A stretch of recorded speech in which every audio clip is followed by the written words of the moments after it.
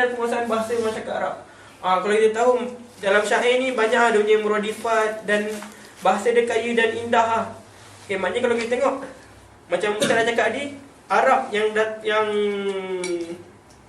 terkesan dengan syair ni, dia mempunyai penguasaan bahasa yang tinggi kan. Sebab itulah kalau kita tengok penurunan Al-Quran tu, kalau kita tengok jahiliah ni kan, masa jahiliah ni dia bukan jahil dungu apa semua. Tapi kalau katalah contohnya kalau Al-Quran tu diturunkan kepada masyarakat jahiliah yang betul-betul jahil kan, maknanya mana dia punya nilai dalam Al-Quran tu, faham tak?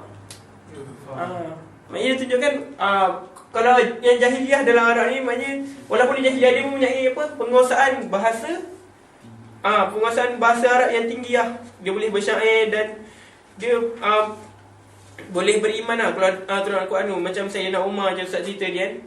Maknanya dia terkesan dengan syair-syair tu dan dia mempunyai tu lah. Dan dia mempunyai kemantapan dalam bahasa Arab lah. Okey, dikatakan seperti sihir yang berkesan dan memukau jiwa-jiwa masyarakat ketika itu.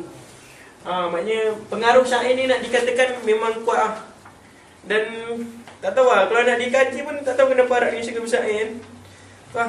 Kita orang Melayu suka bersyair tak? Kan? Mungkin kalau Arab bagi dia syair, kita pantun kan. Macam tu lah. Siapa? Soleh.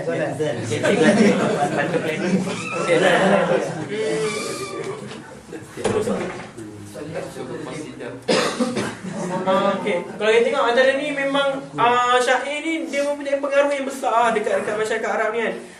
Sehingga kan ada satu cerita tu, masyarakat Arab ni dia suka sangat macam bersyair, sehingga kan orang-orang masyarakat Arab berkumpul di dalam satu pasar bernama Ukas lah.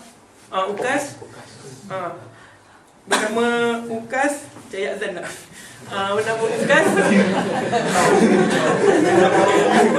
Bernama Ukas dan masyarakat Arab kat situ dia berkumpul dan mencari syair mana yang paling terbaik yang mungkin dia boleh pamerkan. Okey. Yang dia boleh pamerkan dekat dia dah tampalkan dulu orang Arab, syair dia dah ambil yang terbaik, dia tampalkan dekat tepi-tepi Kaabah ni kan. Maknanya kalau kita tengok ada satu kitab yang mu'allaq, nama dia Mu'allaqat kan. Ni kitab dia. Kitab Mu'allaqat ni sebab nama dia Mu'allaqat tu, sebab dia digantung kat tepi-tepi Kaabah syair tu dan ditulis dengan tinta emas lah. Okay. Itu antara satu sebab nama dia Mu'allaqat. Okay, antara sebab lain, dia dah nama Mu'allaqat tu bermaksud kalung kan. Maksudnya kalung tu dihiasi dengan bunga-bunga yang cantik dan hiasan yang berseni kan. Sebab tu nama dia Mu'allaqat. Maksudnya nak tunjukkan cantik dan indahnya syair pada zaman tu lah. Okay. Okay. Kesenian dalam syair jahiliyah. Okay. Antara banyak dia punya kesenian dalam syair jahili. Antara sifat-sifat yang masyhur lah antaranya. Pertama dia madah yang bermaksud pujian lah, digunakan untuk memuji keturunan, cerdikan dan keberanian seseorang itu. Maknanya keberanian seseorang itu dipuji lah dekat dalam sebuah syair. Bukan sangat keberanian, maknanya berdampak unsur-unsur lain lah. Okay. Yang kedua, hijab. Bukan lawan kepada cacian tu, dia silap tak? Lawan kepada pujian lah. Okay. Dia mengeji seseorang dengan menyatakan keaiban, melimpahkan kejahatan dan menafikan kebaikan seseorang itu. Macam tadi Ustaz cakap, dia sentiasa mencaci lah orang Arab ni. Yang dia mencaci menggunakan syair, lepas tu satu kaum, lepas tu kaum lain selain berbalah-balah lah. Sehingga kan ada satu sampai tahap di zaman awal Islam, setelah zaman jahiliah, zaman Islam kan, maknanya dia masukkan unsur-unsur syair dalam tu. Maknanya unsur-unsur dalam hijab ni diharamkan lah. Macam tu. Telah diharamkan di awal zaman Islam. Macam tu lah. Tapi setelah diharamkan tu, maknanya diharamkan secara melampau lah. Maknanya pada zaman Islam tu ada khalifah-khalifah yang jahat Yang tak elok Maksudnya dia dihijab, telah dihijab melalui syair-syair lah. Dia gunakan syair-syair itu untuk menghijab khalifah-khalifah yang apa nama dia? Yang zalim sesuai yang zalim. Okey. Fahad ni bangga bangga kepada diri sendiri dan bangga kepada kabilah bangga kepada diri sendiri, bangga dengan keberanian dia dan bangga dengan segala-galanya yang berkaitan diri dan kabilah dia mungkin dia kata kabilah dia kuat lah apa semua. Okey. Was maknanya penyifatan menceritakan keadaan sesuatu.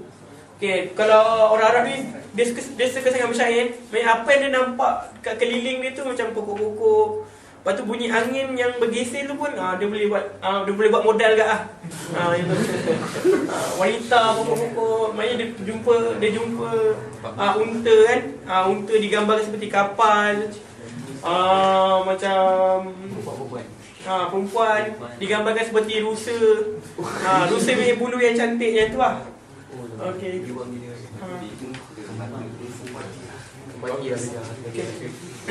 Okey, pengkhususan syair jahili. Pengkhususan syair jahili ni maknanya syair jahili ni apa dia punya pengkhusus, dia punya target tema dia. Okey. Betul tak target tema? Okey. Yang pertama dia mempunyai penerangan yang jelas yang hampir dengan realiti. Maknanya masyarakat Arab jahiliah masa ni dia punya penerangan dalam syair tu jelas terus hakiki maknanya tidak banyak hyperbola dia.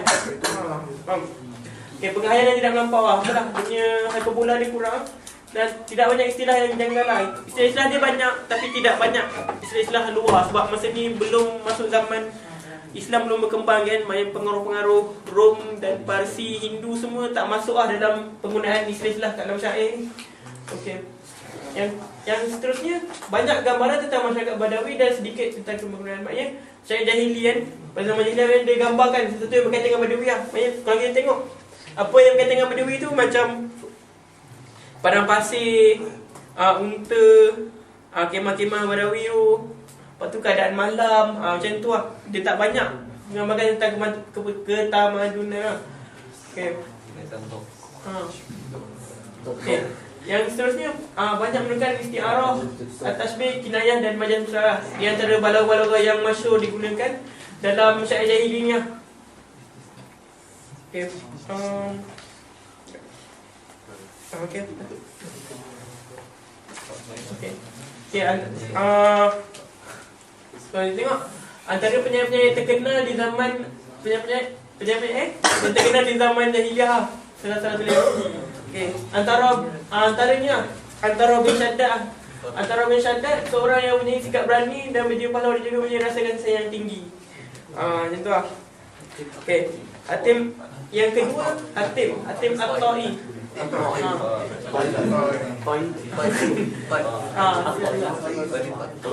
Seorang yang terkenal dengan sikapnya yang memuliakan tetamu. Okey. Yang keduanya yang sebenarnya Zuhair bin Abi Salma, penyair yang hidup dalam dua zaman, zaman jahiliah dan zaman Islam. Di zaman jahiliah dia hidup, lepas tu datang dia dapat hidayah kan. Dia pun jadi penyair kak. Di zaman jahiliah dia jadi penyair dan zaman Islam pun dia jadi penyair. Okey, kalau kita tengok helaian ni kan. Helaian lah. Apa yang kat sini tu? Apa tak nyarau?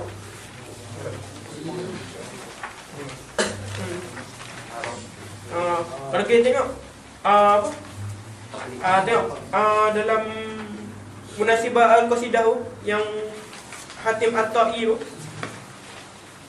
bukan nak ngajar saya tapi kita ambil istifadah daripada dia. Munasabah Al-Qasidah tu, yang ujung sekali. Bawa tarikh syair tu. Kalau kita baca dia punya kisah dia mengisahkan tentang seorang Arab jahiliah yang dia tak Islam pun, tapi dia ikram duyuf dia tu memang agak hebat Dia menyalakan api pada waktu tengah malam supaya orang-orang yang berjalan malam di sekeliling